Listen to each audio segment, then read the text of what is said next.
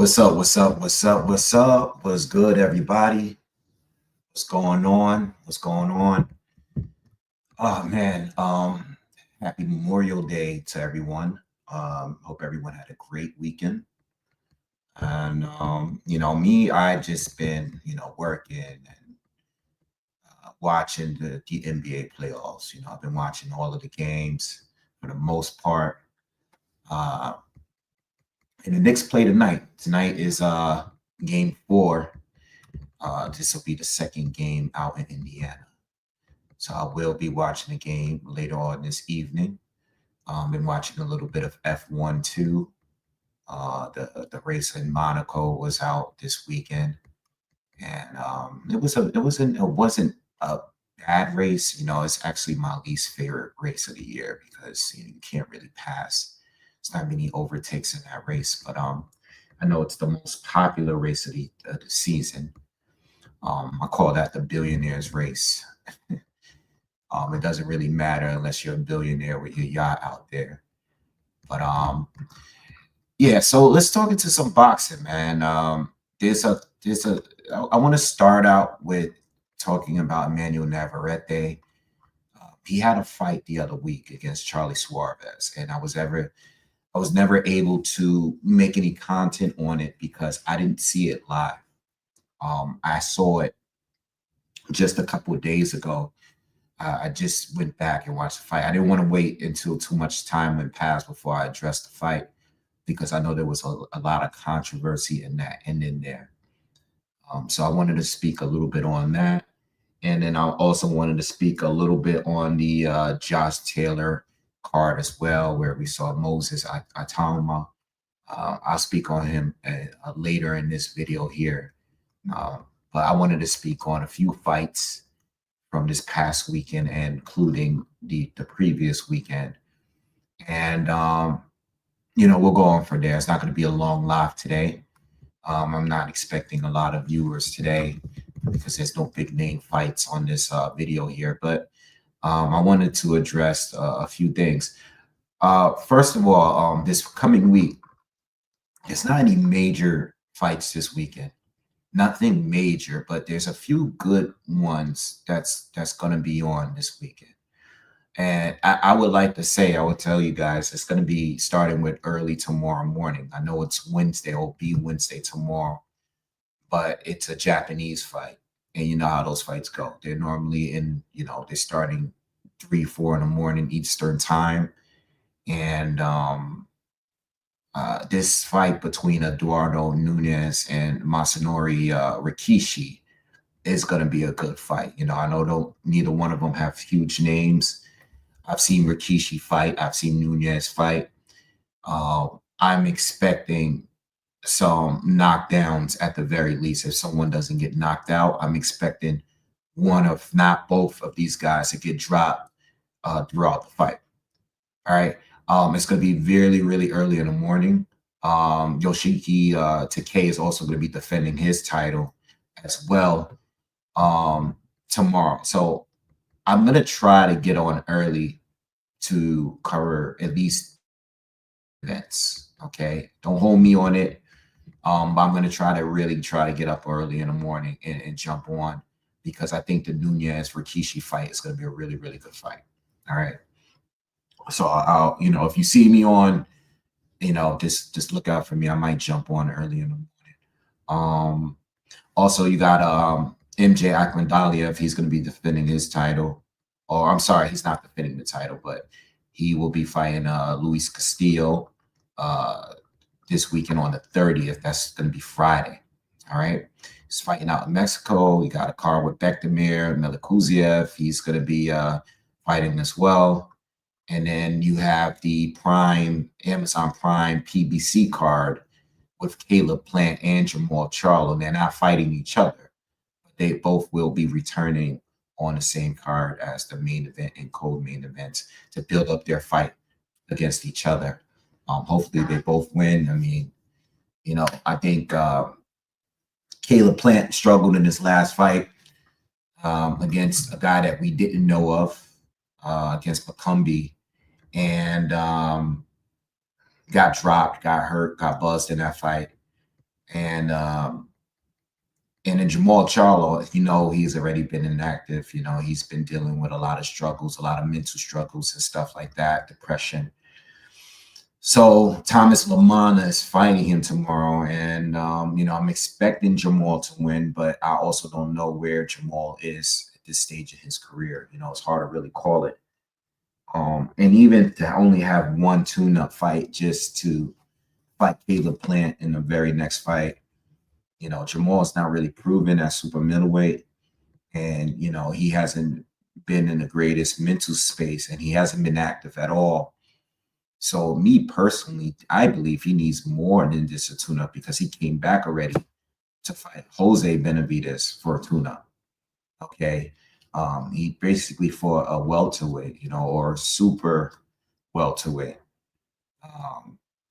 And brought him all the way up to a catch weight between 168 and 160 and fought him, and that fight was even a while ago. So I really don't know what to expect. I don't expect to do any prediction videos for these fights, because they're not really, they're kind of tune up fights. But if I'm gonna look at some videos and see if there's any possibility for an upset this weekend, I'm definitely gonna be looking for it within the next day or two. So I'll let you guys know. But as far as Nunes and Rikishi, which I think is the best matchup of this week, even though it's tomorrow, I really don't have a prediction. I'm leaning towards Nunes, but I believe he can get outboxed by Rikishi, and even possibly hurt by Rikishi. But I can see Nunes just straight up knocking Rikishi out as well. So, Nunes is 100% KO ratio. Yo, I know you guys' schedule is probably crazy, but if you guys do have a chance, check out this fight, this Japanese fight, early in the morning. I believe the ring walkouts at 6:30 in the morning Eastern time. I'm gonna try to get up and get on their slide tomorrow morning, see if And normally, you know what? Believe it or not, normally when I do these cards that are in Japan and are very early in the morning, right? Normally the turnout is normally pretty good.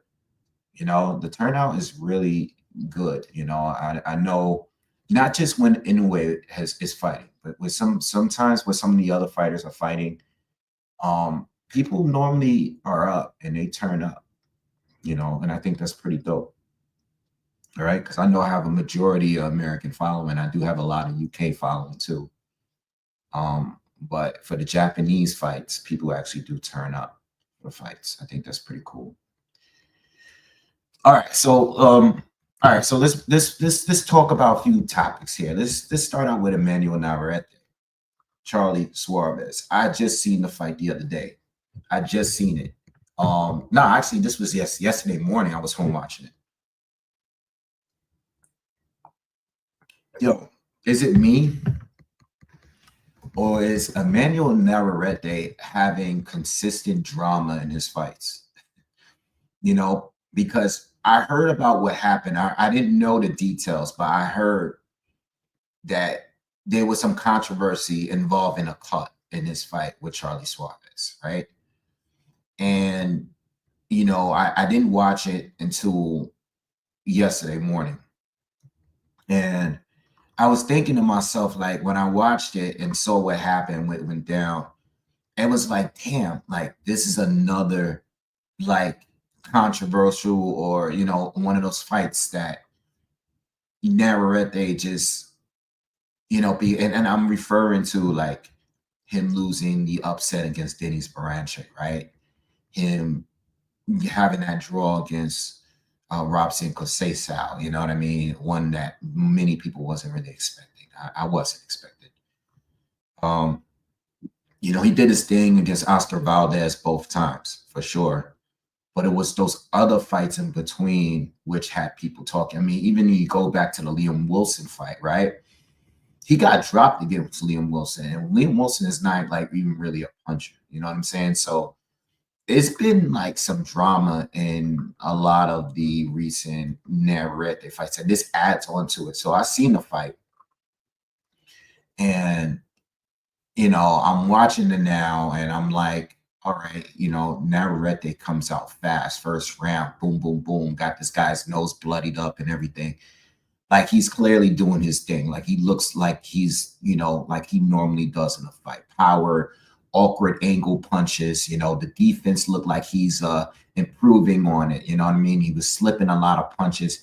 He looked good for the most part. I always thought he had weird balance issues, but with his feet, it doesn't seem like he's always that coordinated and stuff. It looks like he's about to fall over at times. But it works for him because the way his legs move, it's like a drunken style. Like he slips in a wild way and he counters in a wild way too. And I think that's what causes his opponents to not be able to read him too well. You know what I mean? Because he doesn't have a real like traditional style, right? So I think that's the fun in watching an Emmanuel Navarrete fight. Like that's one of the reasons why he's like one of my current favorite Mexican fighters, because he has he's a volume puncher, but not in a sense like a William Cepeda, who's just throwing a lot of punches and a lot of meaningless punches. Manuel Navarrete is a counter puncher. You know what I mean? He's just not high volume. He is a counter puncher. You know what I mean? And he's an awkward angle puncher, right? So he has like a drunken style to me. Like, you know what I mean? And I think what's the other guy that has a weird, not so weird, but who's the guy at featherweight that just lost to Angelo Leo, got knocked out last year? What's his name? You guys know who I'm talking about. It was like one of the knockouts. What's up, Orgasmatron? What's good? Luis Alberto Lopez. Luis Alberto Lopez is like that too, but his chin is all over the freaking place. You know what I mean? I think he's a little bit more straightforward than Navarrete. I think Navarrete is a little better with the defense and all that. But anyway, he's another fun fighter to watch. I don't know if he's returned since that knockout loss. He did return recently. He did fight in March. All right, I didn't know that, but he did get a KO earlier this year. But anyway, so Navarrete is coming out. He's doing his thing. Right? He's beating this guy. I feel like Charlie Suarez he's powerful. He's aggressive. I like his approach, but you can tell the difference in experience between the two, right? And then I don't know. I don't remember what round it was. Maybe it was the 6th round. I'm thinking that the punch lands, like deep punch, right? Where Navarrete kind of leans to his right, and Suarez draws like a hard left. I believe it's a left hand low, right? Which connects right where the cut opens up on the top of Navarrete's eye. And there's a period where their heads make contact right after. Now, I watched it. I've slowed it down. They showed it from different angles on ESPN. Bradley at first was like, "Oh, I think it's the punch that landed and made that caused the cut." He goes back and forth. There's a period where you do see some contact with the heads right after, but you don't see the bleeding until after that whole, sequence, right? You don't see the cut. As soon as he gets up and reacts to it, you see the blood streaming. It's a terrible cut, right? This is like a top tier bad cut. Like this is a fight ending kind of cut. And they rule it to be a head clash. From what I got from it, from what I gathered from it, I believe that the punch caused the cut, because I think the head contact was more of a smear between the two after the punch landed. Now, there's no 100% way that you can tell what actually caused the cut. I'm I'm saying that based off the contact in heads wasn't really a clash. It was like a smudge, like a rub, I mean, whereas the punch was super clean. Now I know Navarrete reacted as if the head was what caused the cut. But from what I've seen, I think the punch is what caused the cut. You know what I mean? Again, there's no way to 100% tell because there's two things. There's a punch and then there's some head contact. And then we see the cut. Punch, head contact, cut. There's no way to 100% tell.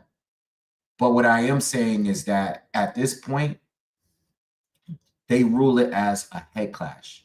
And when the cut is caused by a punch and the fight is stopped based on a punch, Vladimir Klitschko, Lennox Lewis. That's the first one that I think of. When a fight is stopped because of a cut and it's due from a punch, that counts as a knockout.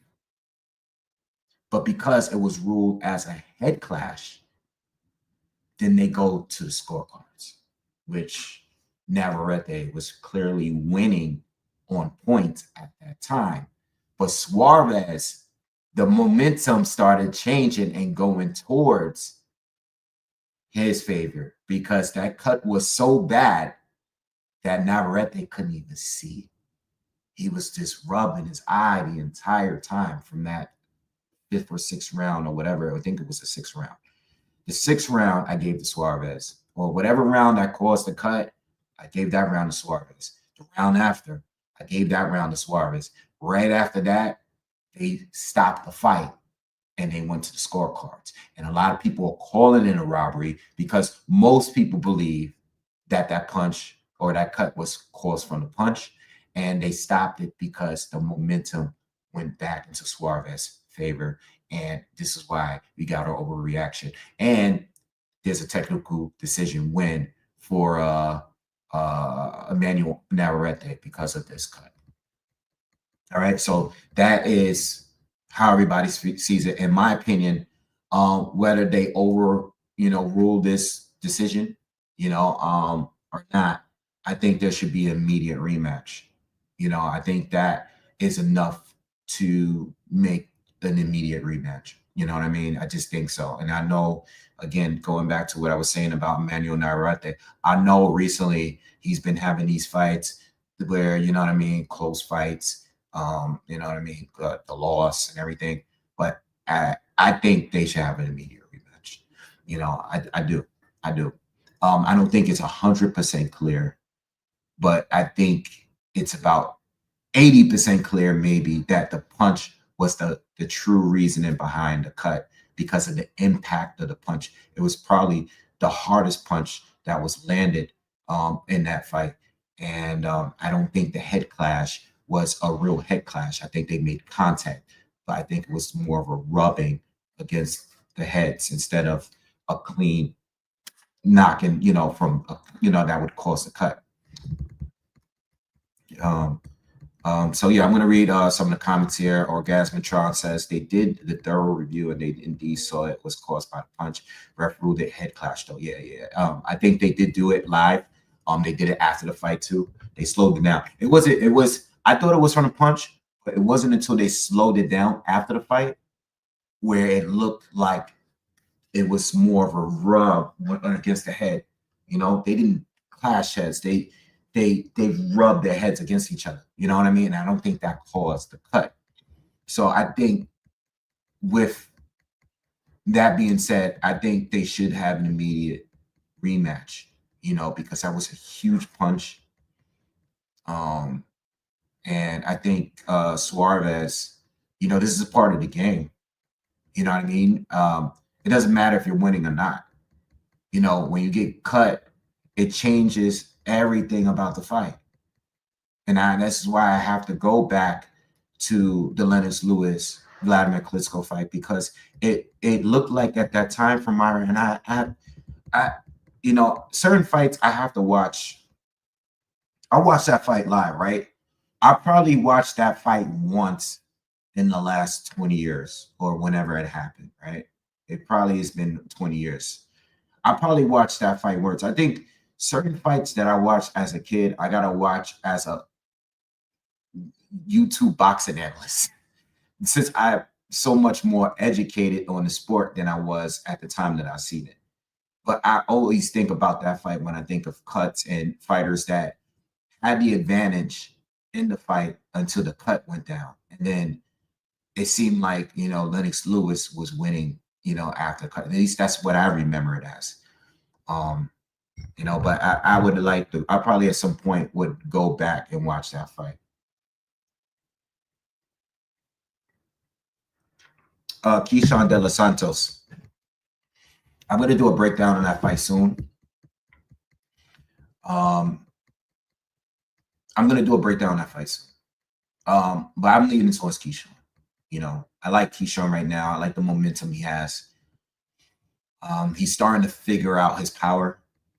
I think he's getting sharper defensively. I think he's still improving with every fight. I love De Los Santos. 2 years ago, I said that this was by far Shakur Stevenson's most dangerous opponent. And I also think that De Los Santos beats a lot of people at lightweight. I just think the timing right now, I'm leaning towards Keyshawn on getting the knockout. I just think De Los Santos being inactive is going to play a part.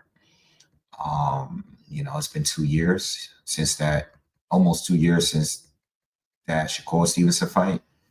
And I think Keyshawn right now stops him. But I'm going to do a breakdown. After I do my film study, I'll do a breakdown. All right. Shout out to everyone that's in the chat. Cool Breeze, Raul, AI. What's up, nerd? What's good with you, brother? So I'll do a breakdown. I'm not going to talk about that today, but I'll get to it. But I'm leaning towards Keyshawn by KO when the fight goes down.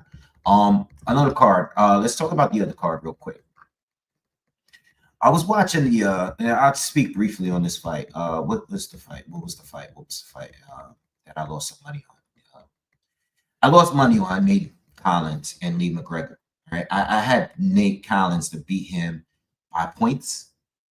I thought Lee McGregor was going to give him some issues. I thought at some point McGregor was going to press the action and make it more of a dogfight, because I knew Nate was going to beat him on the outside, just outboxing him. I thought Nate was quicker. I just felt like, him being a southpaw and everything, I thought he's just a little bit more slicker, and I thought he would beat him to the punch. I didn't expect a KO. I lost money on picking the points win. Lost money there. Collins knocked him out and stopped him in 3 rounds or 4th round.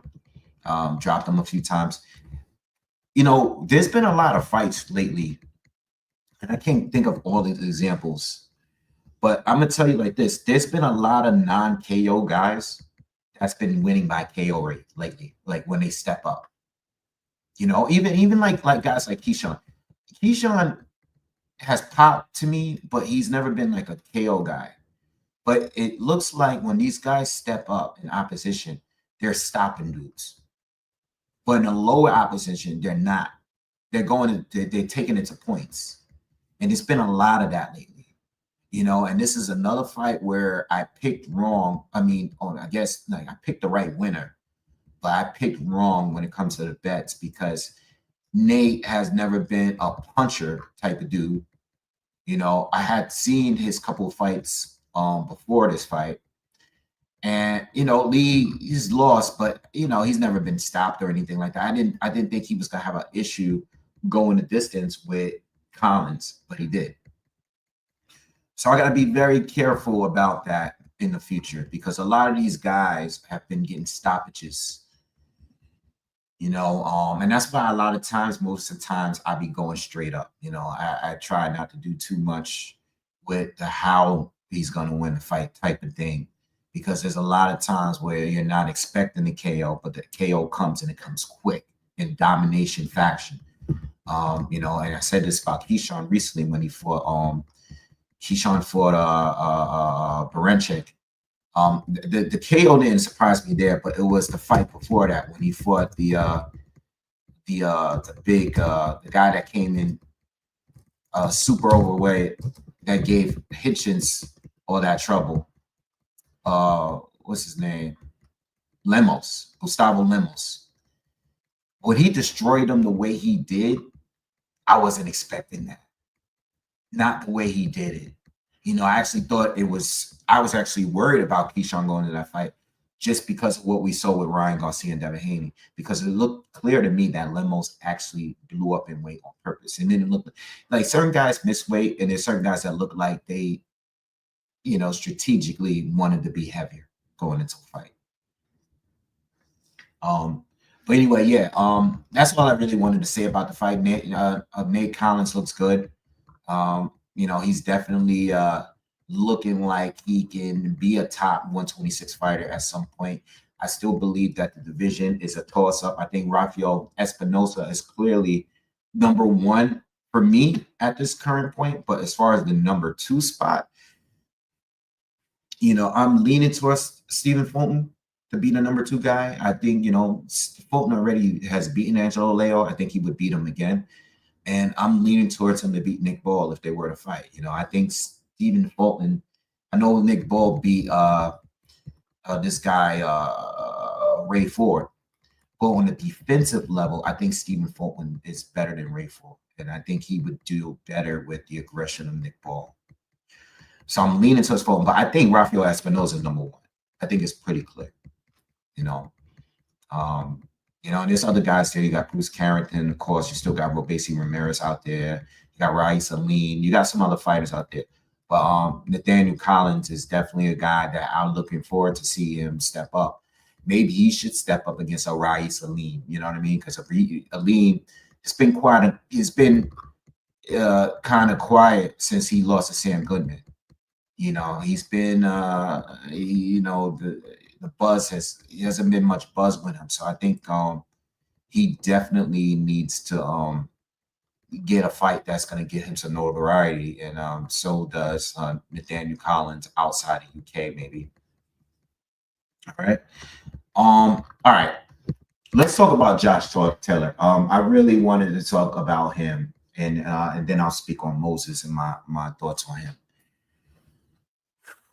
Josh Taylor. I've been watching Josh Taylor for some time. I've covered a lot of his fights here, and it's been a lot of praise for Josh Taylor. You know, I think the Josh Taylor, I've been following him since the O'Hara Davis fight. All right, it was that fight specifically back in 2017 that I started to watch him because of all of the hype that was going on into that fight, right?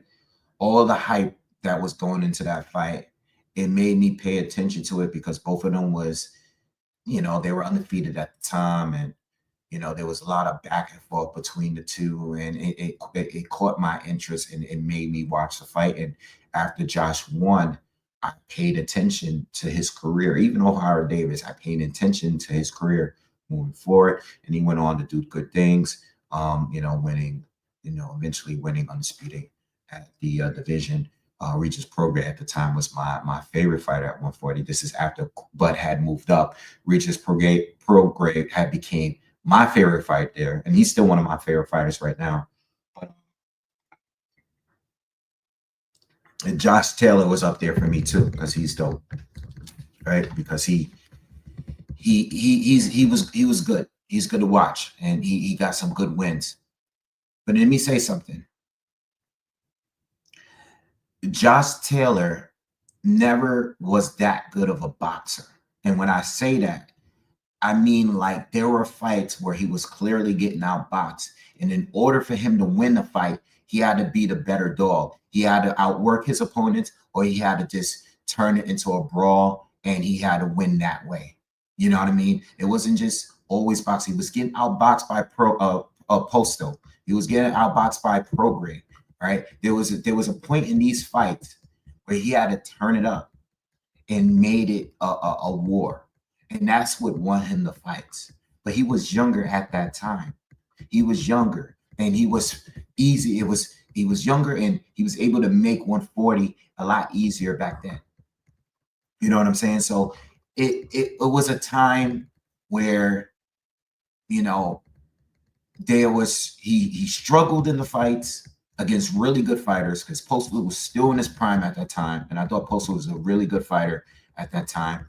Postal was a good fighter. He struggled against him, but he started beating him up, and he took over the fight. Prograis, who always had the short arms, is an outside fighter. All right, and he was. I thought he was just beating Josh to the punch a little bit more in that fight. And there was a point where Josh made it inside game, inside fight, and he roughed up Prograis and he won. And those are the keys that won him certain fights. Even a fight with Catterall, the first one. I don't think Josh won that fight, but I think Josh finished the fight stronger. I don't think he won. I didn't think he did enough to win. I think Catterall did barely enough to win that fight, including a knockdown. But it was clear to me that Catterall was tired and burnt out, and Josh was pushing on and pushing on and pushing on and pushing on. And he finally came in and was able to, win some of the later rounds. All right. And it earned him the win. I don't think he won the fight, but it earned him to win that fight. You know what I'm saying? So Josh Taylor had a really good career. I think we all agree when we say that Josh Taylor stayed at 140 for too long. All right. He was already a bigger guy at the division, and he kept cramming and crushing himself down at weight. And you just don't do that, especially getting into your 30s, like that. You gotta go up to 47. I mean, there was a time where he was a potential Crawford opponent, but he stayed down at the division, and I know there was a gap in between the Jack Catterall and the rematch was supposed to happen, and I believe injuries came up and stuff and delayed everything. And he came back and fought Teofimo Lopez. All right, and got completely outboxed, outclassed in that fight. And goes back to what I was saying earlier. Josh has had several fights that he was getting outboxed in. He already had fights he was getting outboxed in, but that wasn't a fight where he can just be aggressive against Teal and win. No, Teal was just too good. He was above those other guys that Josh had struggled against. So when Josh was losing that fight, it was over, and he's never bounced back for that. He went on to lose the Catterall fight. And in this past weekend, he lost to Echo Usman, who I'm familiar with. I've seen him fight before. But I still thought that Josh would be able to win, do enough to win. I'm not surprised of it being close,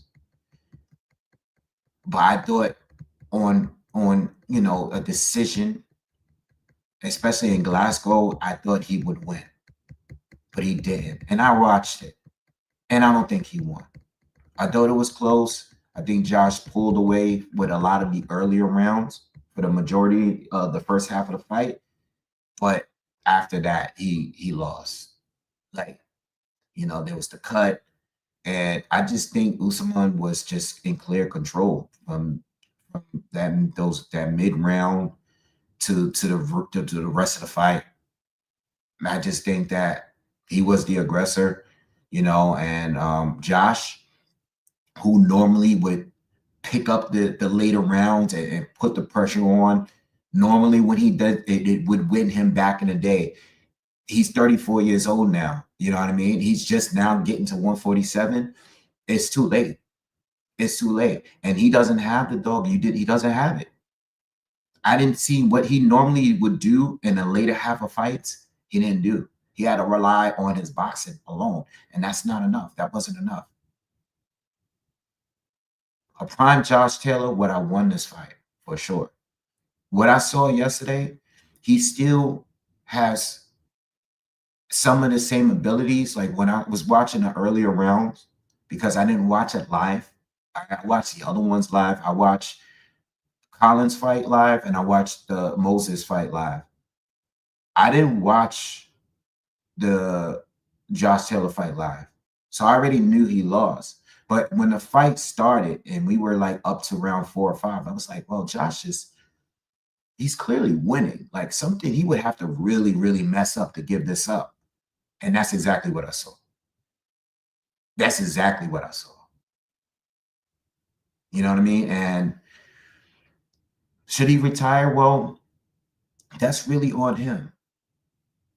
Um, do I think he's at the elite level at this point? No, I think he was at the elite level at some point. Um, I don't think he, as far as some of the other recent,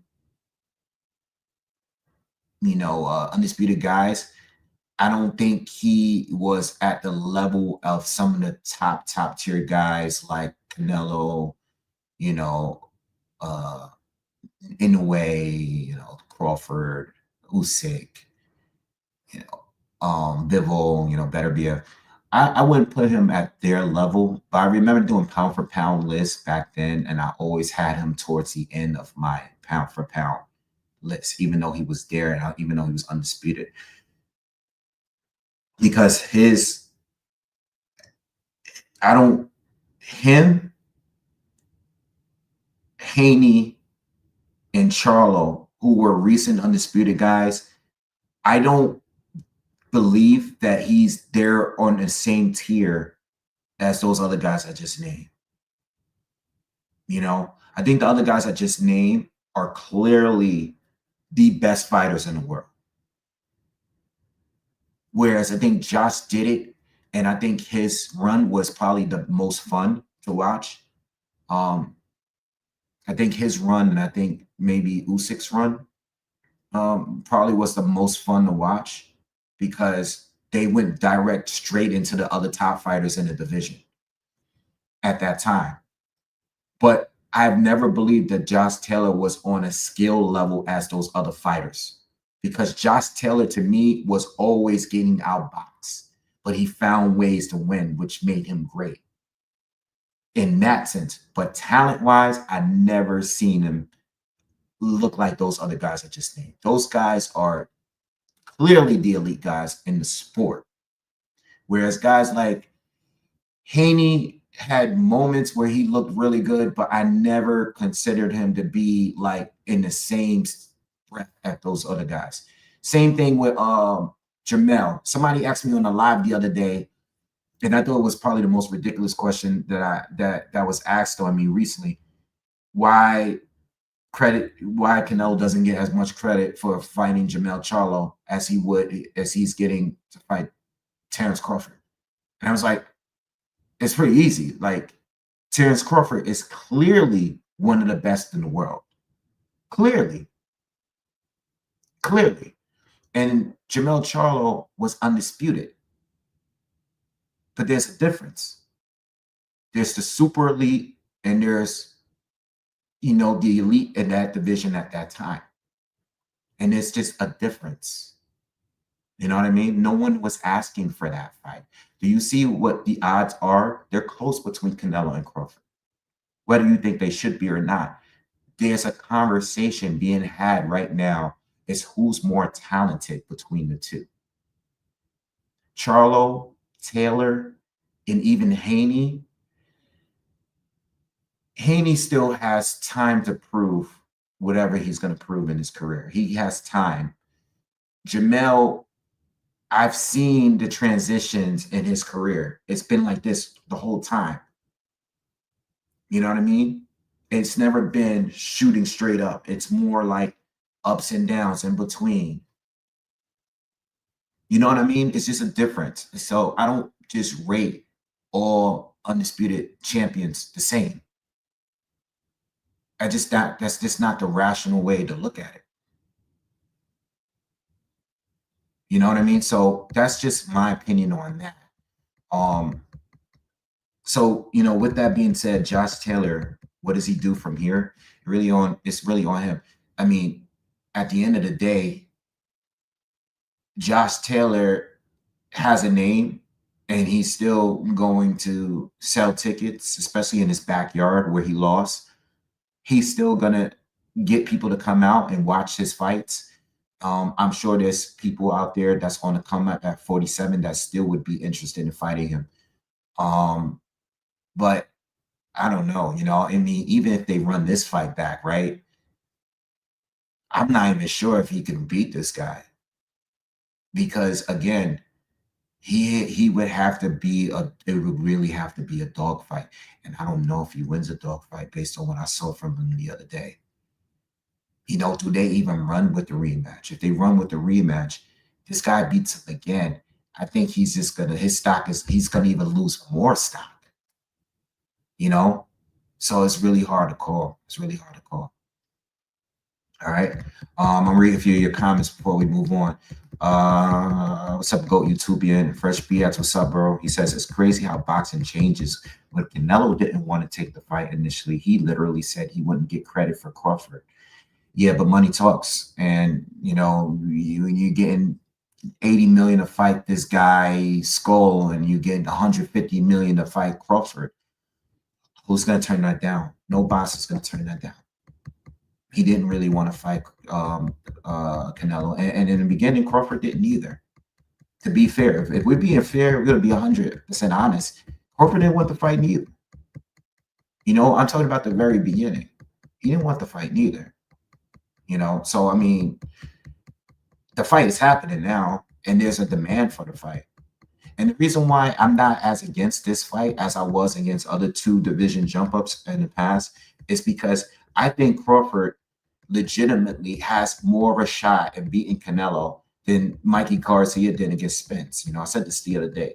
Then what's his name? Mikkel Brook has against Triple G, and some of the other ones that we've seen. I think Crawford has a better chance in beating Canelo than those guys on their 2 jump up. I think he has a better chance of doing it. And I'll also understand his take and his stance on well, if I beat everybody else at 54, I'm not going to get that much credit for it. I'm not going to get paid as much as fighting Canelo, and I'm not going to get as much credit by beating the other champions that's currently at 54 as he would as in beating Canelo. He's not. Now, I will say this too. When those other guys do it, like when Mikey against Spence, I know it was a bigger fight for him. I know he got paid more. I'm still trying to understand what he saw going into that fight.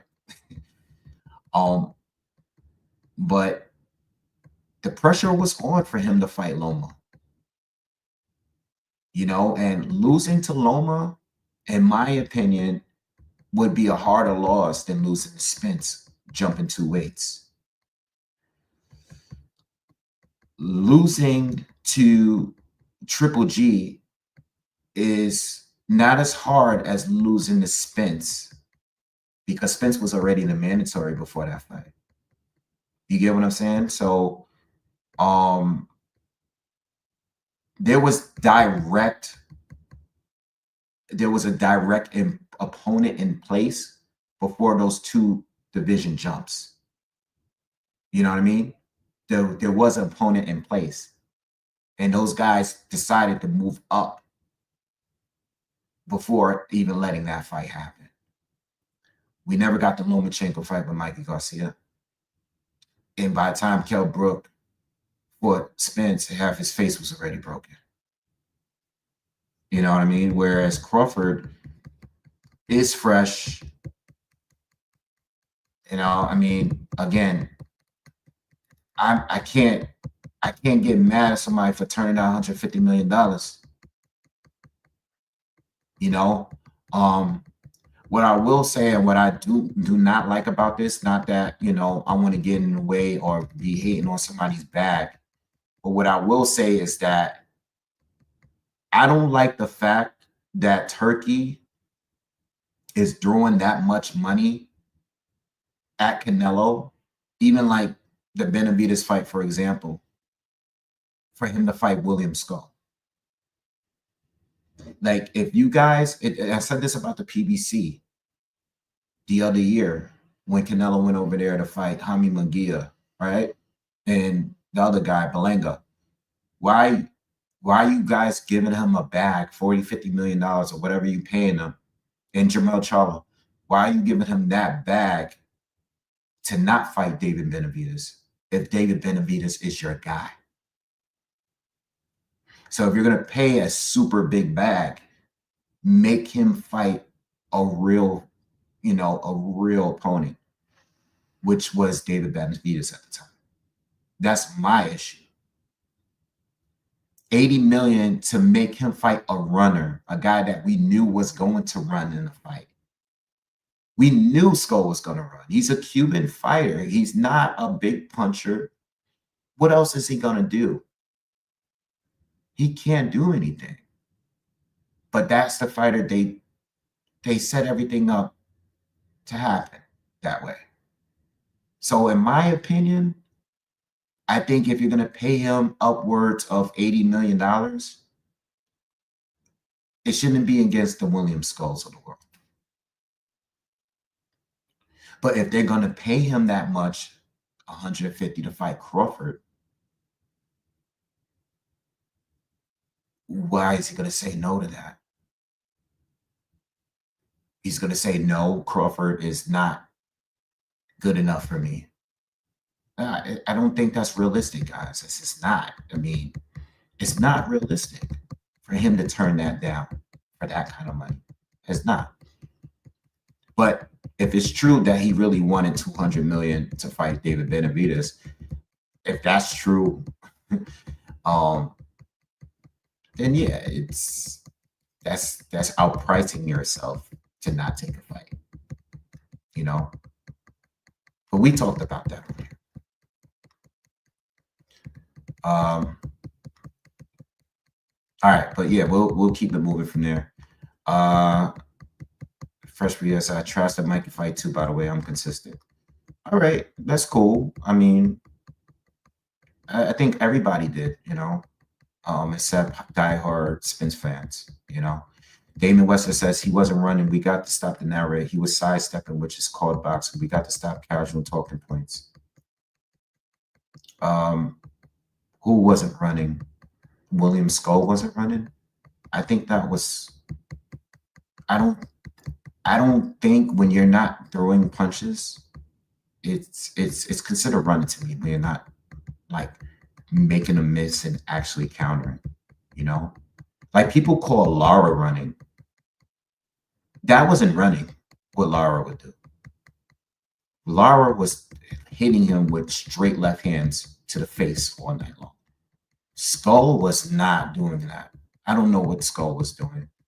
But then again, I blame Canelo because Canelo didn't have to fight that guy. You know, he's already been undisputed at the division. You don't need to fight that guy.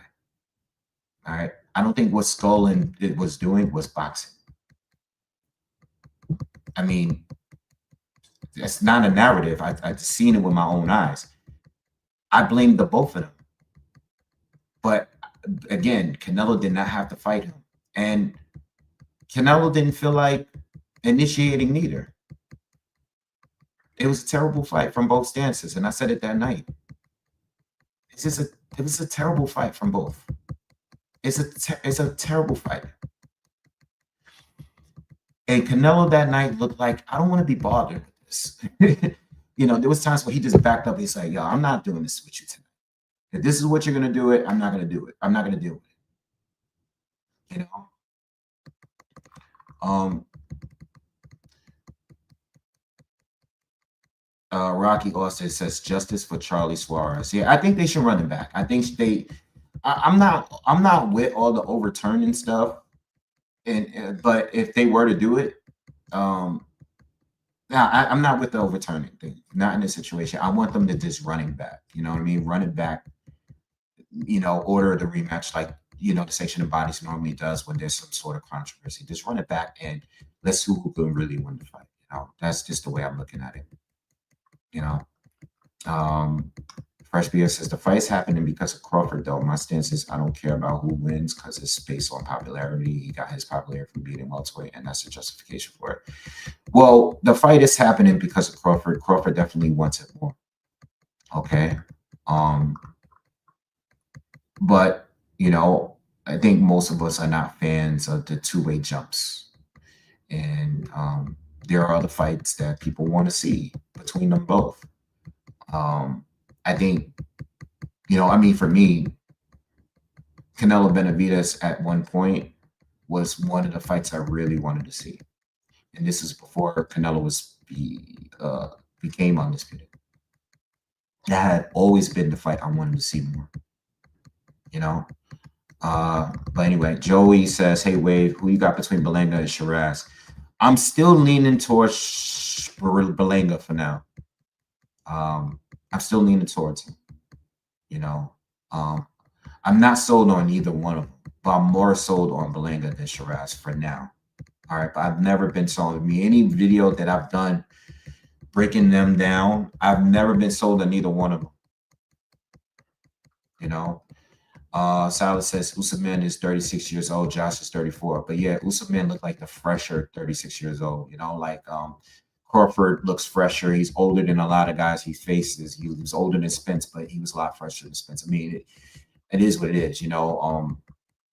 When I say age, I bring up the years for sure, but some of these guys, they look like they peak at their late 20s sometimes, and they begin to look older. I think Victor Ortiz is a guy that looked old probably before he got to 30. You know what I mean? Like some guys are just, they don't look too good. They peak out, they cap out like at a certain age, sometimes very younger. Yeah, who else is there? What's up, Aquaya? What's good? What's up, Coco? Spider-Man says, respect, Taylor stayed at 40 because he couldn't dominate at 47. Yeah, I believe that's part of the reason why he didn't move up, because the competition was a lot thicker. And 47. Spider says Henry Armstrong was considered too small. The FBA showed up. Crawford IQ is phenomenal, and he is mean. Please don't fall into the narrative. Movement means nothing. It means running. Again, that is. I'm talking about one specific fight, guys.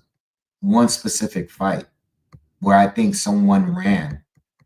I don't believe that Crawford is going to run. I already done a whole live talking about. I think he's going to take a similar approach to the Postal fight, which is a fight that a lot of people did not like because there was a lot of movement in the fight from Crawford, but it wasn't running. You know what I mean? It's not running. It's movement. There are fights where there's literally running, where it's like very punches thrown in between. Very few punches thrown in between. I don't believe that Crawford is going to do that, because Crawford is a counter puncher and he's going to let his hands go. He is. I just think that he's going to move because Canelo does not like movement. He doesn't like it.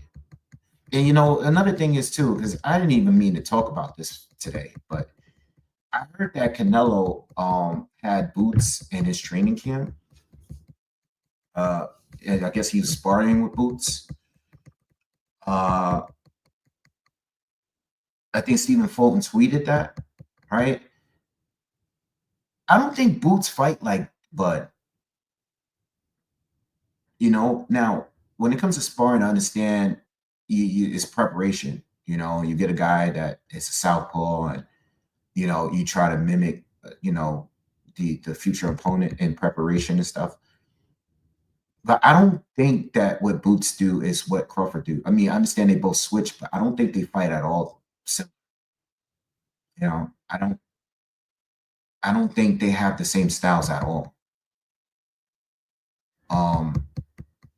You know, and I'm not looking to do a complete breakdown of that, but they can both fight southpaw, but they have two totally different approaches. But outside of the fact that they're two black fighters that can switch, I don't think there's much similarities in their style. And I think Crawford moves a hell of a lot better than moves. You know, just my opinion, you know. Crawford is going to be hard to get to, but you better believe that Crawford is going to land on those opportunities. He's going to strike. He's not going to just miss and jump in the air, leap in the air, make Canelo miss, and look like, oh, I made you miss. No, it's going to be different.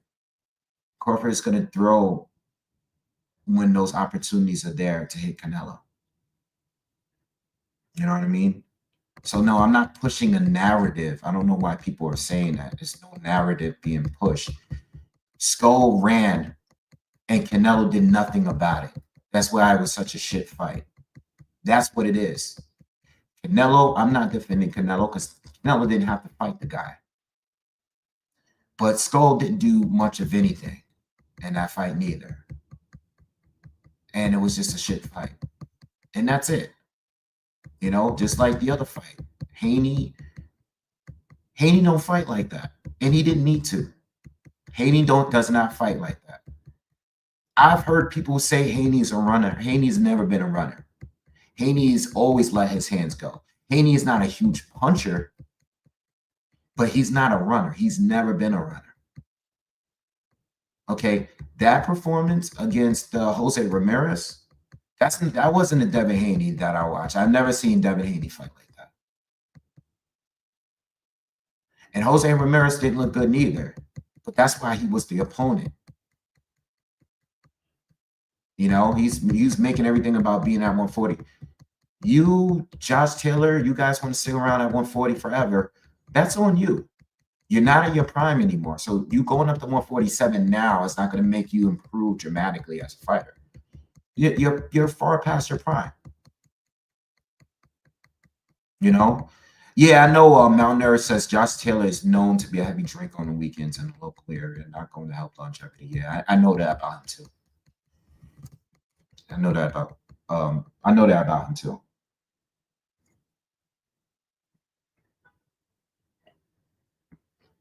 All right. Josh Taylor, to close it out, if he's, I don't believe him to be a guy that's going to be like making some kind of turnaround and stuff and coming back and stuff to the elite level. But if he wants to continue fighting to make money, then yeah, sure. You know, but you know, him winning a title, I'm not too sure about that. You know, I haven't made a video about the Manny Pacquiao fight on his comeback against Mario Barrios. I was going to, but then I'm like, it's like a meaningless fight, you know. But Barrios is like that guy that everybody wants to fight. Like when Jeff Ford beat Manny Pacquiao, everybody wanted Jeff Ford. Everybody was quick to call him out. Everybody wanted that guy until Crawford beat him. No one wanted that guy. So I think Barrios, unfortunately, I do like him. Unfortunately, he's like viewed as the weakest link. He's the safest welterweight champion to fight. And this is why everybody's calling him out. This is why even Conor Ben calls him out immediately after losing to Chris Eubank Jr. You know, Barrios is just that guy that's holding a strap and people want to take the easiest route. You know, Barrios is a guy that depending on the night, he might lose to it. I don't want to say anyone, but like people could beat him, you know. He could beat him. Orgasmo Shaw said Barrios and Cambosos, he equals Cambosos. Yeah. Yeah, Kambosos won. Everybody with that guy. You know what I mean? Kambosos is still getting fights, good fights right now. He's still getting phone calls for good fights. You know? Um, but yo, all right. Let's move on. Moses Atama. He beats Mike Balogan. Mike Balogan got knocked out by he got knocked out by what's this guy name? Murad Gassiev. And I had watched that fight because I was doing a breakdown for Gassiev and one of his fights he had coming up. He was fighting Otto Wallin, and I actually picked that one right. I actually picked Wallin to win a decision.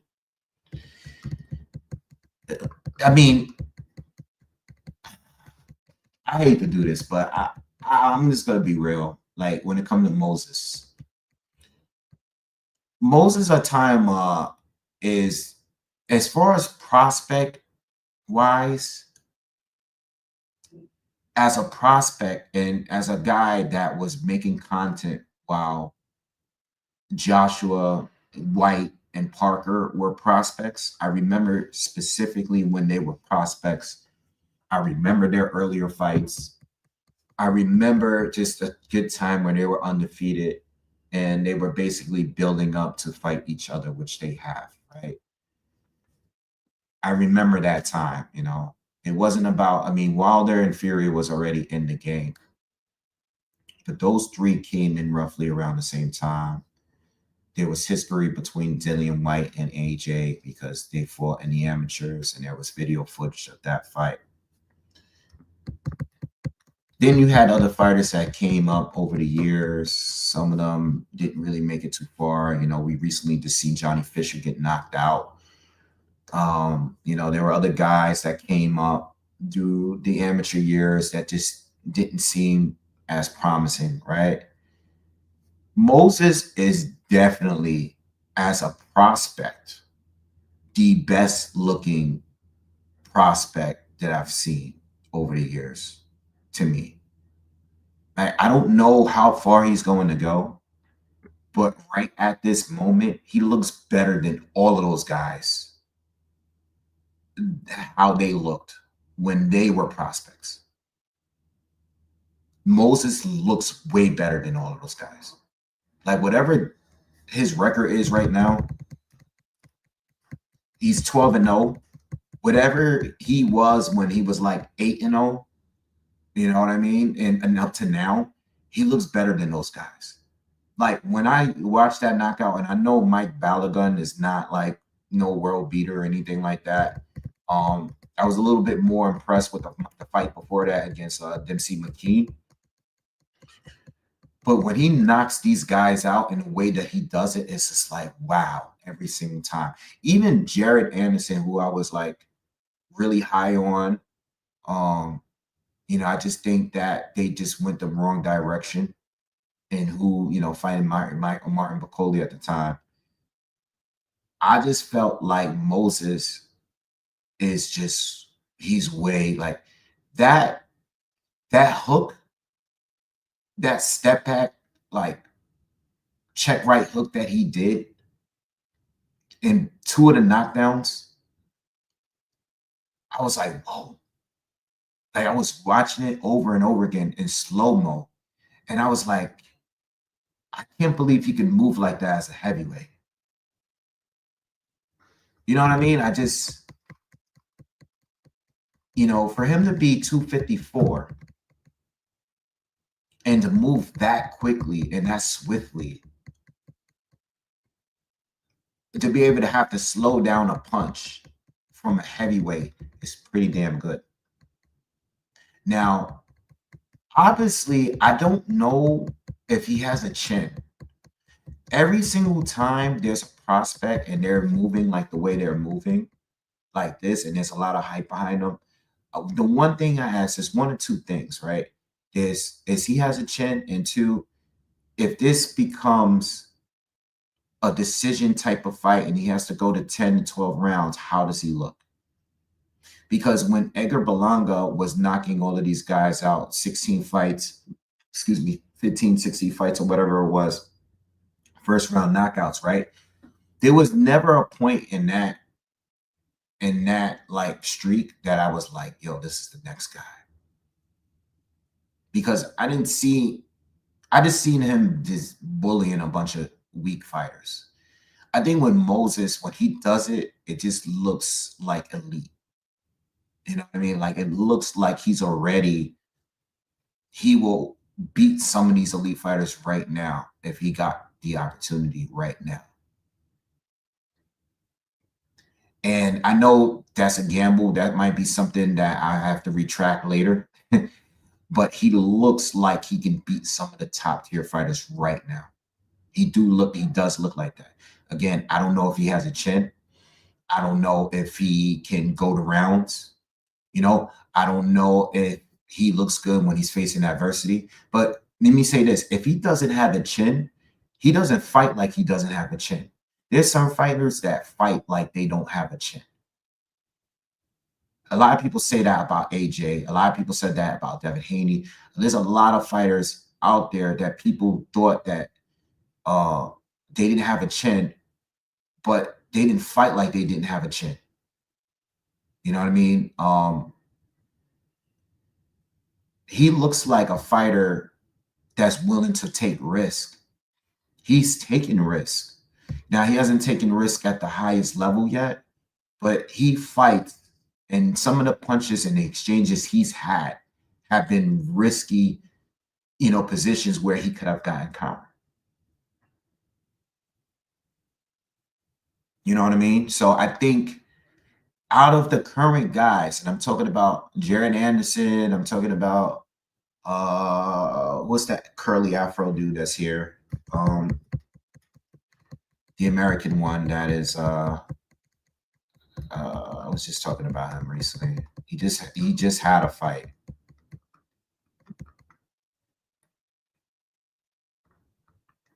He just beat Guido. Oh my God, what's his name? I keep forgetting people's names.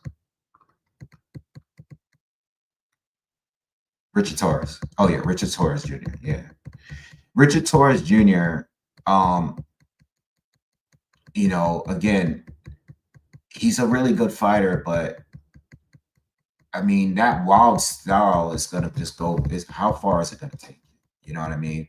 I think Moses would knock him out.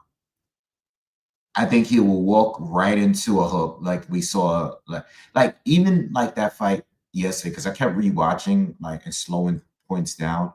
You can see him having that right hand cocked, ready to hook off this guy lunging in like that. And yes, Mike Logan is not a top tier fighter, and by any means, I know Richard Torres Jr. would destroy him too. Richard Torres Jr. would destroy that guy. Jared Anderson would destroy that guy. But it's something about Moses that just separates him from the other recent younger guys in the division. You know, again, I don't know if he has a chin, and I don't think they should rush him. I know Martin Bacoli has been a name that's come up. I never got around to making a follow up video about Martin Bacoli and the FA Jogba fight. I think Martin Bacoli has somewhat lost his way in the game. I think he's lost it.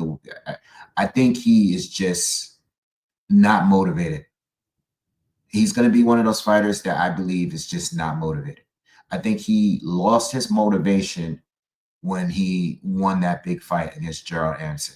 I think up until that point, he was ready to go. And then once he won that fight, I think he got paid good, and I think he lost his motivation. I think he lost it. I think it became about the money.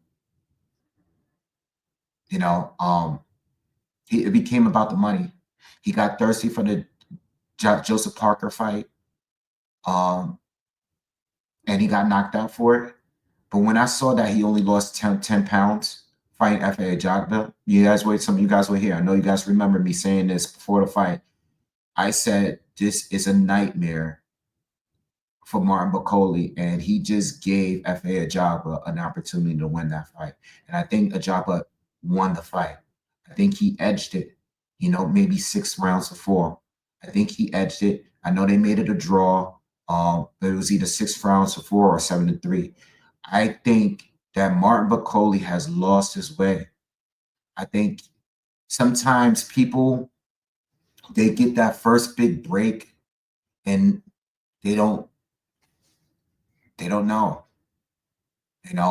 I never liked the fact that he came in 300 pounds. That was way too much. If he would have came in at 285, at least 290 or less, I would have been like, all right, cool. But when you choose to be the big fighter and you balloon up in weight, but all the weight is going into your belly, that's what makes me know you're not really training like that.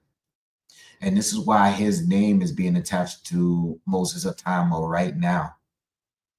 Because right now, he's looking vulnerable and he looks like a guy that even Moses can beat right now.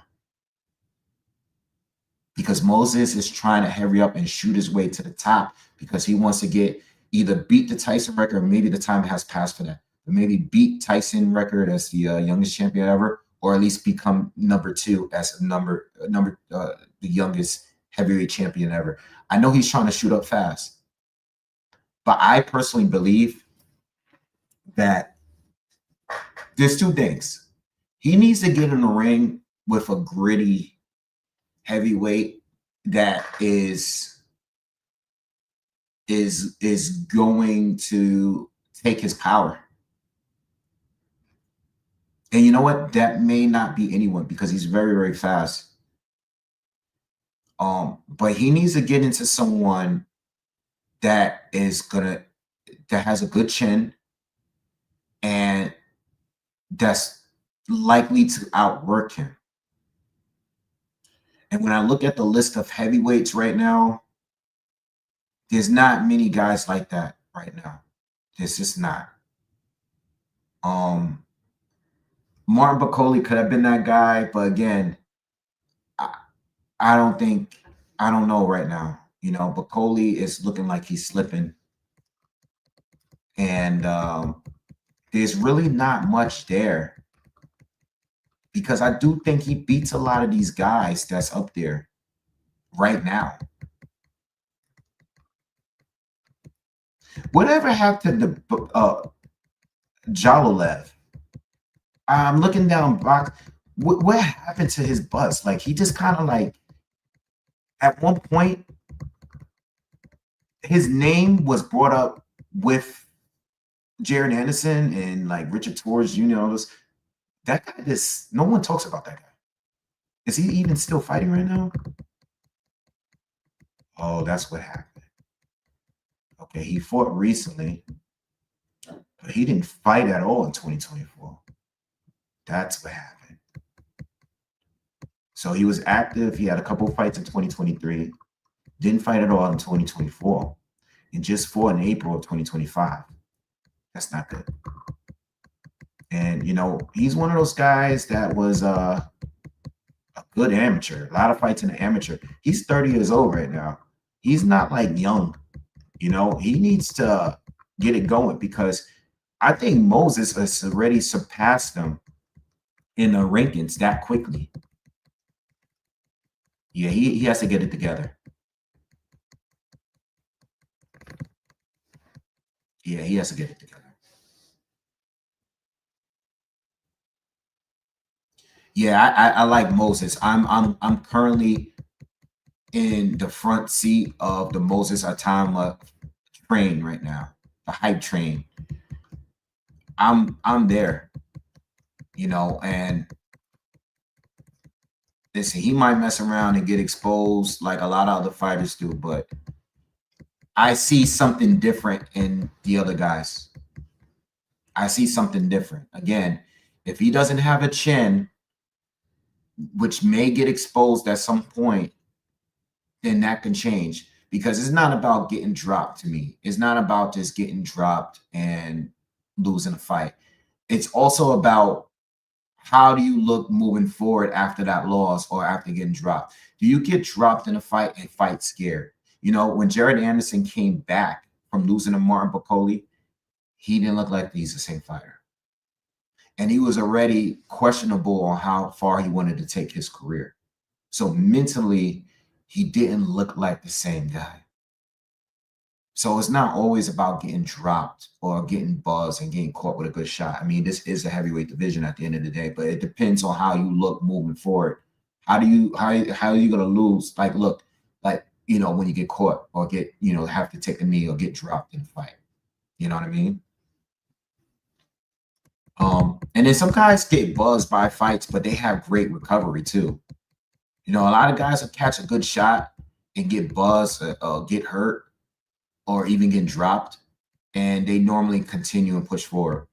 You know, like Sean Porter is a perfect example of that. You know, he fought in there with punchers. He's gotten dropped. He's been buzzed by good shots. You know, he fought a lot of punchers, and he was still able to get up and recover quickly. You know, like Keith Thurman busted him a few times in their fight. Adrian Broner dropped him. You know, Bud stopped him, but you know that was literally his last fight. But you know, Errol Spence dropped him.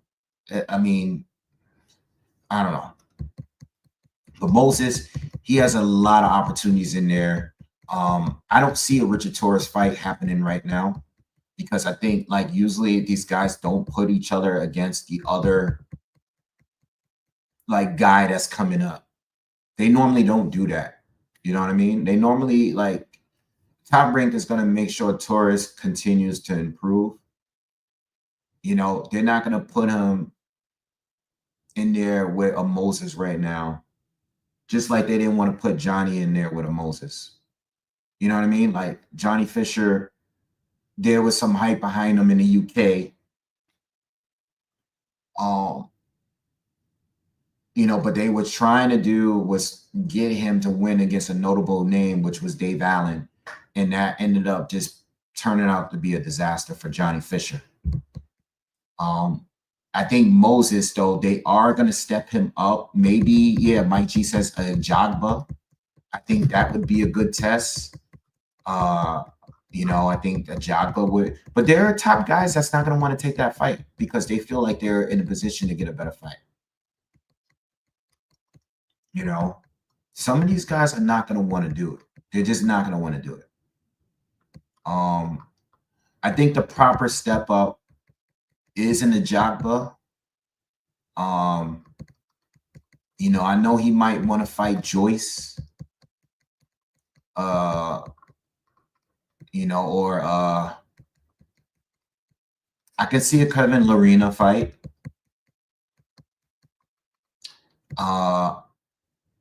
Risky. This is a risky one, but I can see them throwing him in there with Gilles Jean. I can see that happening. It's risky, but maybe if not the next fight, the one after. Same thing with Pulev. I think Pulev wouldn't take that fight. But, you know, I don't see Richard Riakporhe taking that fight. I don't see Richard Torres and his team not taking that fight and Top Rank allowing that to happen. I see Filip Hrgović taking that fight. I think Filip Hrgović right now will be the most realistic jump, but it'll probably be the most dangerous for him. If you want to really like skip the line and get himself closer to position to fighting like a bigger name, I think he should target a Filip Hrgović fight. I don't think Filip is really like in there to try to avoid people. I think in that fight there, it would be a win for Filip as well to be the first to take this guy out and end the hype train. You know what I mean? I think Filip and Filip is he's been around, but as a pro, he hasn't been around that long. You know what I mean? So He's like in a Daniel Dubois territory of like fighters.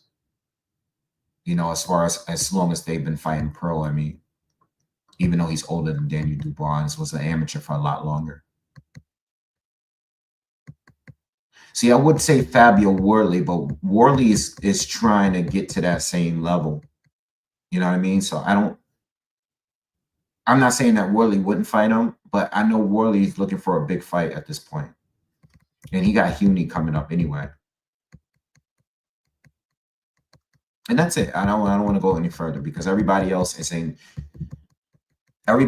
up there is already in championship position. You know, we got Triple D and Usyk fighting. You know, Caballero is right there for a championship fight. Parker's right there for a championship fight. Andy Joshua is just looking for huge fights, if not a championship fight. You know, Fury, is he even coming back or not? I don't know. You know, Lawrence Okolie, I'm not really sure what Lawrence Okolie is doing right now, as far as what direction he's trying to go. But I don't see him taking that kind of fight right now. You know, there's still also Michael Hunter that's hanging around. But I think Moses right now looks like he may be some of these guys right now. I think he is. I think somebody brought up Dillian White earlier. I think he beats Dillian White. I don't think Dillian White has looked good in some time. It's been a long time since Dillian White has looked really good in the ring, you know.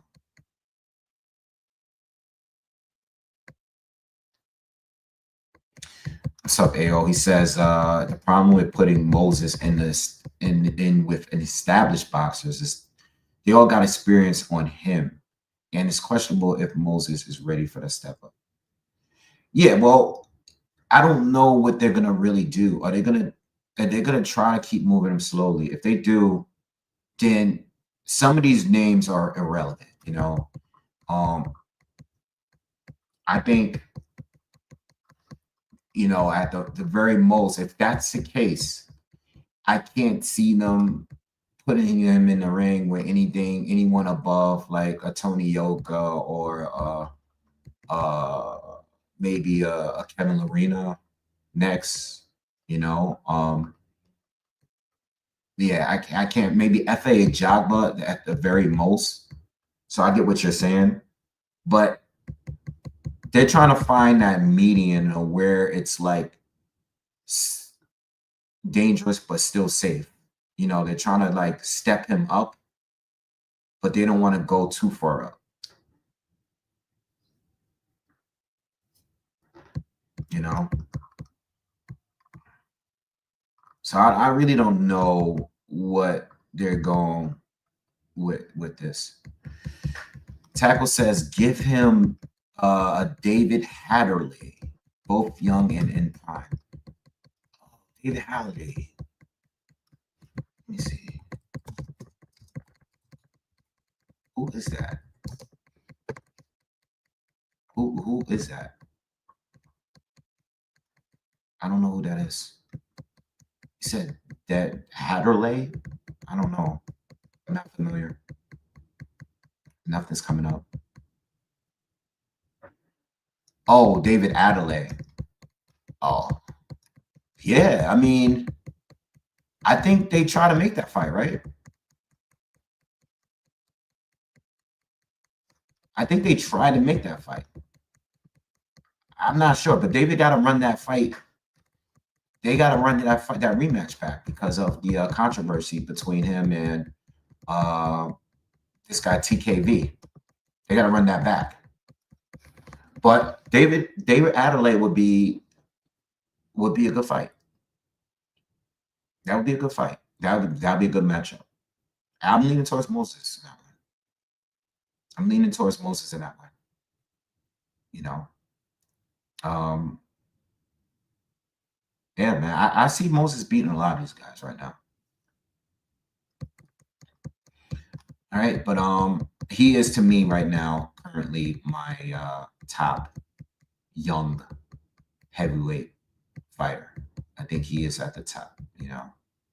I think it's pretty clear. But there's not much talent right now neither.